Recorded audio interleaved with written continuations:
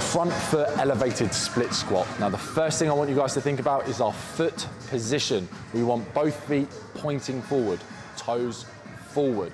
Now then we've got to think about how far we come down. So as Lee performs this exercise, the back knee needs to come close, very close to the floor. We want to be going past this plate. This is the reason for the plate, is to get some more depth and range where we want it to be.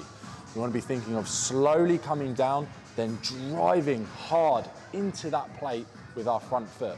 You want to be thinking about 70% of your load on the front foot and about 30% of load on your back foot, like you're distributing your weight. And as you're coming down nice and slowly, most of your weight is going to be here, and then you want to be driving hard into that plate. Again, if this balance is a bit of a struggle, you can be holding onto a fixed surface with one hand and a dumbbell in the other. That is not a problem at all. We're thinking slow down and then driving hard into the plate on the way up.